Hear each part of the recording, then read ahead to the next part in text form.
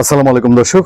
আমরা বাংলাদেশের মানুষ, বাংলাদেশের 18 কোটি মানুষ, আমরা কোনো কঠিন বেদনাদায়ক সংবাদের জন্য অপেক্ষা করছি কিনা এই প্রশ্নটা উঠানো বা এই কথাটা বলা বোধহয় অনিচ্ছ কিছু না, কারণ আমরা সবাই মেনে নিয়েছি, আমরা জানি যে আমাদের এই দেশের একটা বড় জনগোষ্ঠীর নেত্রী এবং জনগোষ্ঠীর যাকে যাকে তারা মায়ের জায়গায় সম্মান করেন এবং বাংলাদেশের কোটি কোটি মানুষের আগ্রহের জায়গা এবং রাজনৈতিকভাবে যে জয়ী মতাদর্শেরই হোক না কেন, মনুষ্যত্ব সবার আগে সেই জায়গায় বিএনপি চেয়ারপারসন বেগম খালেদা জিয়ার শারীরিক যে সিচুয়েশন, সেই সিচুয়েশন নিয়ে একটা উদ্বেগ, উৎকণ্ঠা, আশঙ্কা গত কিছুদিন ধরেই এটা আর বলার অপেক্ষা রাখে না।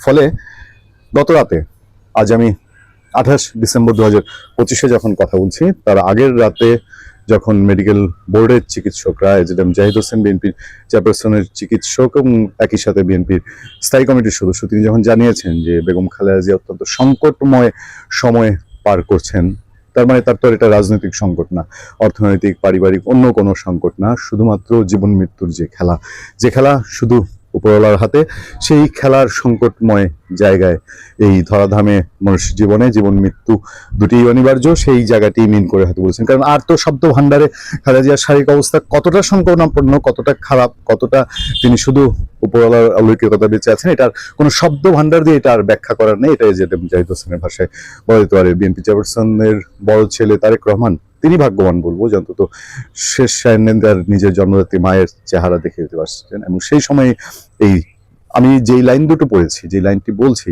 যে আমরা কোনো সেই ভয়ঙ্কর সংকটময় বা ভয়ঙ্কর খারাপ কোনো খবরের অপেক্ষা কিনা, এটাও খুবই ডাইহার্ড বিএনপির একজন কর্মী, একজন নেতা এক জায়গার তার ফেসবুক থেকে কোট করা, যে তারা সবাই ধরেই নিয়েছেন যে কি ফলাফল, কি রেজাল্ট আমরা সবাই হয়তো জানি, আমরা বুঝি যে কি হতে যাচ্ছে, কি হবে।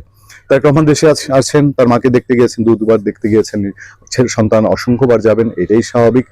কিন্তু সেই সময়টা, যে সময়টার জন্য কেউ প্রত্যাশা না করলেও সেটা আসবেই, এটাই জানা যে সময়ে ফিরে আসবেই। বেগম খালেদা জিয়ার এই অসুস্থতা এবং তার যে দুঃসংবাদের আশঙ্কা করা হয়, সেই আশঙ্কা এতটাই সাংঘাতিক যে এটার এফেক্ট শুধু বেগম খালেদা জিয়া, তারেক রহমান তার মধ্যে থেমে নেই। এই এফেক্ট সারা বাংলাদেশের 16 কোটি মানুষের মধ্যে কোনো না কোনোভাবে, সেটা হোক তার রাজনৈতিক সমমনা কেউ বা রাজনৈতিক বিরোধী কেউ, তারেক রহমান বা বেগম খালেদা জিয়া, যে কারোরই রাজনৈতিক সমমনা কেউ, রাজনৈতিক সমর্থক কেউ, অথবা কাছাকাছি মানুষতা কেউ বা হোক বা তার বিরোধী মানুষ কেউ, সবাই এটা যে একটা এফেক্ট আছে সেটা সবাই জানেন। বেগম খালেদা জিয়া তার থাকা না থাকা, এটা একটা ইমোশনাল জায়গা, এবং সেই ইমোশনটা বিএনপির যে কোনো ক্ষেত্রেই এটার প্রভাব ফেলবে। সামনে নির্বাচন, বিএনপি মহাসচিব আজকে বলেছেন যে একটা সংকটকালীন সময় বাংলাদেশ পার করছে, সেটা খুব সহজে অনুমান করা যায় কি সংকট। এটা যে তারেক রহমান আসার সঙ্গে সঙ্গে সেই সংকট তার হাত গুটিয়ে নিয়েছে তা তো না। ফলে এই সময়ে বেগম খালেদা জিয়া নিয়ে যে কোনো তথ্য, যে কোনো খবরই, সেটা রাজনীতির জন্য একটা নতুন খবর এবং নতুন দিক। সুতরাং নিশ্চয়ই বিএনপির জন্য দুঃখের সংবাদ আসতে যাচ্ছে। গুরুত্বপূর্ণ হয়ে উঠবে। ভালো থাকবেন, সুস্থ থাকবেন। আপনার সাথে আমি আতিক রহমান, পূর্ণিয়া।